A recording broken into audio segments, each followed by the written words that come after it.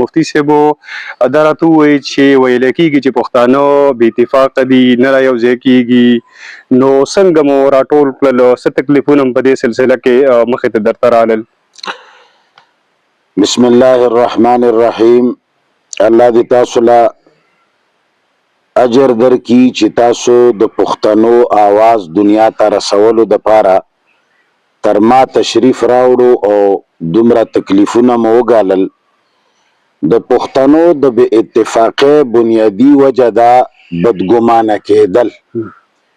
پښتانه سیاسي لیډرانو او مذهبي پیشوایانو دومره بدګمانه کړي دي چې چا پسې دا قوم لس قدمه تللی دی، نو په 11 قدم کې خلکو د خپل ځان د ښېګړې او د خپلې خېټې او د جیب د ډکولو پریکړه کړې ده او قوم یې همداسې پخېرمنډی بربنډې پرېښی دی. نو په دې وجه باندې قوم بې اتفاقه دی. منګه دا قوم چې په اتفاق کړو، په دې کې د منظور پښتین د پښتنو د مظلومیت او د هغوی په زخم باندې د پټیو لګولو ډېر غټ کردار دی.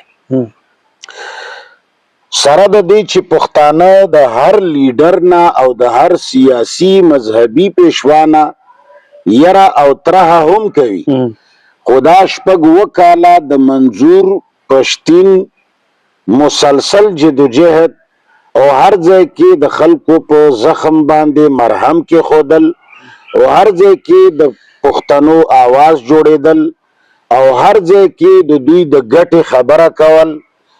نه تر اوسه پورې بنګله جوړه کړه، زمونږ د ګمان مطابق یې نه تر اوسه پورې دې سړي حجونه او عمرې وکړل، بلکې د ډېرو تکلیفونو سره سره د خپل شنختي کارډ نه هم پکې محروم شو. او منګه مسلسل یو څو کاله د الله تعالی د قرآن کریم درس وکړ او خلکو ته مو قرآن په یو داسې شکل باندې وښود چې هغه مو د تفاسیرو او د شیوخو غلام ونه ګرځاو. نو زما د دې قرآن د دروسو په وجه او زیاده تر د منظور پښتین د دې خیر ښېګړې او د دې سوچه آواز په وجه باندې الله تعالی پښتانه په یو ځای کړل. زه دا ګڼم چې دې کې به ما نه زیات کمال د منظور پښتین وي او د منظور پښتین نه زیات فضل او کرم د الله تعالی دی. مفتی صاحب پښتنو ته ډېرې مسلې پیښې وي، اوس هم دي. په دغه سلسله کې دا غونډه د خلک راټول دي، مسلې ډېرې دي، خو ستاسو په خیال باندې څه مطالبات کول پکار دي چې د هغې سره د پښتنو په دې مسلو کې کمی راشي؟ ټولو نه لویه مطالبه د پښتنو دا ده چې پردي جنګونه دې زمونږ په خاوره باندې مزید بند کړی شي او د دهشتګردۍ یو داسې بو چې نوم یې شته او دا شی عنقا دی.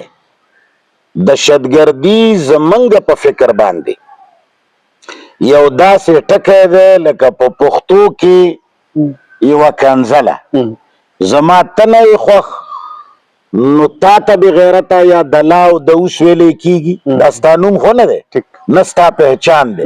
او چې زما در سره نه لګي تا ته دله دوس وایم، او چې ستا ما سره نه لګي ما ته دله دوس وای. نه دله دوس ستا نوم دی، نه دله دوس زما نوم دی، نه ته دله دوس یې نه زه دله دوس یم. دقسې زمونږ حکومتونه چې کله د امریکې د خوشحالولو دپاره او د خپلو جیبونو د ډکولو دپاره او چا سره د ذاتیاتو پاللو دپاره او د چا ټارګټ کولو دپاره چل جوړ کی، نو هغو نوم کېږدي چې دلته دهشتګرد دی، فلانی دهشتګرد دی. زما د خیال مطابق د پښتانه د سوچ د تشدد ته د مظالمو مجبور کړل، د بې انصافیو مجبور کړل او دا کم انداز باندې زمونږ حکمران طبقه، سیاسی طبقه، مخوره طبقه، زوروره طبقه چې د عوامو سره کم سلوک کوي دا سلوک د خلکو د دهشتګردۍ طرف ته او د خلکو د تشدد طرف ته رهنمایي کوي. نو ټولو نه لویه مطالبه زمونږ دا ده چې پښتنو باندې د پرندي جنګونه نه مسلط کیږي او هغه نومونه دې په پښتنو باندې نه لګول کیږي چې هغه د پښتنو نه پیشه ده او نه نوم ده او پښتنو سره دې د خپلو وسایلو او د خپلو شتمنیو صحیح انصاف او حساب وشي، د پښتنو حقوق دې نه غصب کیږي. نو چې کله پښتنو سره انصاف وشو، عدل وشو، ټولې مسلې به حل شي. مفتي صاحب د دې نه مخکې پښتنو غونډې کړي دي د امن لپاره په خپله خاوره باندې چې کوم دغه وسایل دي د هغې په خپل استعمال کې د راوستو لپاره. یقینا چې د دې لیول غونډې نه وې ځکه چې دا ځل خلکه په لکونو کې راټول دي. تاسو څومره باوري یې چې دا مطالبات به ومنلی شي؟ د قومي جرګې مطالبات داسې مطالبات نه دي چې کني دا د یو سړي ته په پلیټ کې کېښودی شي چې جی دا تاسو خورئ. دا داسې مطالبات دي چې دا د پښتون قوم خپلې فیصلې دي. پښتون قوم به دا پریکړه کوي چې موږ پردي جنګونه نه پرېږدو.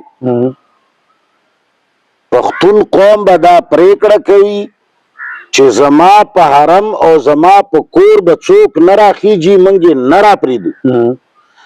پښتون قوم به دا پریکړه او فیصله کوي چې زه خپلو وسایلو ته نن نه پاس څوک نه پرېږدم. هر هغه کار چې هغه د ټولې دنیا په قوانینو کې ناروا دی، هغه کار چې د ټولې دنیا د انسانیت قوانین، د اقوام متحده قوانین او د ټولو نه زیات د اسلام د قوانینو له مخې کم کار ناروا دی، نه کولی پکار دي. پښتانه به دې ځل پریکړه کوي چې هغه کارونه موږ نه پرېږدو، نه یې منو. مفتي صاحب لکه د نورو جرګو په شانته کې د غونډو په شانته کې یقینا دغه مطالبې شوي دي، منلی شوي نه دي. که چېرته کې دا مطالبات ونه منلی شي نو دغه چې کوم دغه جدوجهد دی د پښتنو دغه د جرګو په شکل کې دغه جرګې به ختمې شي که نه مزید به نورې هم دغه شانته کې جرګې کېږي یا به د دې نه د غټ لیول جرګې کېږي؟ قوم د ټولې پښتونخوا په سطح که هغه جنوبي ده او که هغه شمالي ده، د دې په سطح باندې په لکونو خلک راغونډ کړل او هر ضلع نه به یو بااثره اتفاقي نماینده اخیستلی شي. دا نمایندګان به 80 نه تر 100 پورې وي او هر نماینده پسې به خپله ضلع او خپل قوم کم از کم د سوونو په تعداد کې، د زرونو په تعداد کې، که د لکونو په تعداد کې نه وي خو د سوونو د زرګونو په تعداد کې به هر سړي پسې خپل کسان ولاړ وي. نو که چېرې زمونږ دا پریکړې چا د قدر او د احترام په نظر ونه لیدې او ویې چې نه زه اوس هم ستا په حرم تیری کوم، زه ستا ګریوان نه لاس نه وباسم، نو پښتنو ته بیا د دومره غټو اجتماعاتو ضرورت نشته. دا 80 نه تر 100 پورې کسان به راجمع کیږي او د دنیا د قوانینو مطابق، د دستور مطابق به هغوی یو مخکې بله پریکړه کوي او قوم به یې مني، بله به کوي قوم به یې مني او ذمه دار به هغه خلک وي چې د پښتنو د ګریوان نه لاس نه وباسي. ذمه دار به هغه کس وي چې د پښتنو په حرم او پنغري راخیږي. ځکه چېرې یو لګیا شمه او کوتک ټوپک راواخلم ستا کور ته درننوځم او ته ما ته ووایي چې ووځه، دا هم ستا ما سره ښېګړه ده، کني حق دا دی چې ته ما له څپېړه راکړي. خو چې ته ما ته بار بار وایي چې ووځه او زه نه وځم نو مخکې چې ما سره څه کېږي د دې ذمهوار بیا زه یم، ځکه چې دا خو زه زیاتی کوم چې زه ستا د ګریوان نه لاس نه وباسم. موږ هم دا وایو چې پښتنو سره چې کم خلک زیاتی کوي نو دا بیا د هغوی ظلم دی، دا د هغوی زیاتی دی، قانون سره هم د هغوی زیاتی دی، ملک سره هم د هغوی دشمنی دا او جبر ده او آئین سره هم د هغوی سرغړونه ده. مفتي صاحب د دې جرګې لپاره د دې غونډې لپاره ډیرو خلکو قرباني ورکړي دي، خلکو خپلې وینې دې ته وروبخلې، شهادتونه پکې وشو، مالی قرباني دې لپاره خلکو ورکړي. دغه ټولو ته د شکریا په شکل کې تاسو سوایي او ملک نصیر کوکیخیل په خصوصي توګه هغه دغه ځای ورکو او هغه په دې قرباني کې ډیر لاس دی، نو هغوی ته دغه باره کې څه فکر لرئ؟ دا جی دستور دی چې کم خلک توره وکي، غیرت وکي او د نرتوب کار وکي، نو که زه او ته یا بل د هغه شکریا ادا نه کي، نو د هغه توره زما او د ستا د شکریې محتاجه نه ده. غیرت په خپله برځي، توره او مړانه په خپله باندې لارې وباسي. افریدی قوم پخوانه ترزن قوم دی، غیرتی قوم دی، مهمان نواز قوم دی. یو ځلې بیا هغوی یو ښه ریکارډ، یو ښه تاریخ کېښو.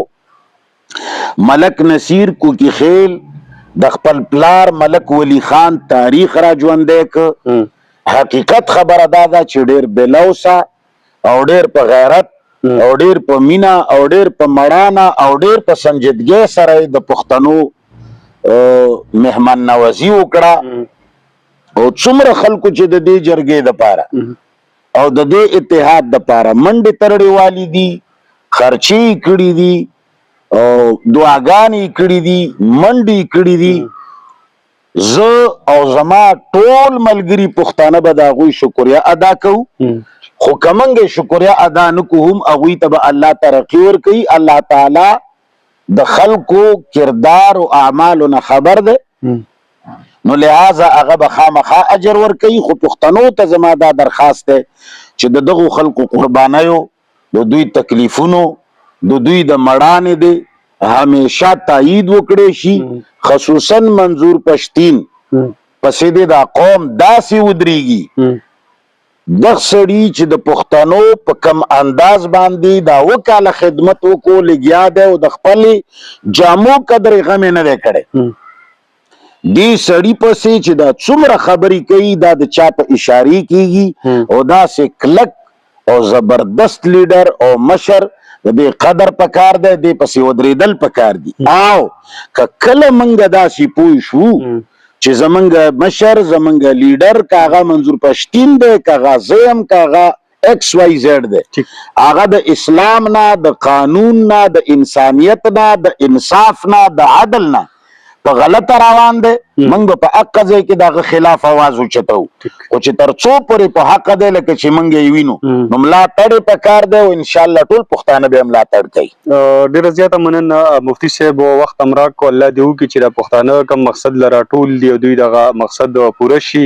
ډېره مننه، خوشحاله الله دې تاسو ته اجر درکړي. ستاسو د ډیو والاو شکریا، ستاسو د ټیم شکریا. الله دې وکړي چې تاسو د پښتنو آواز جوړ شئ. الله مو دنیا او آخرت ښه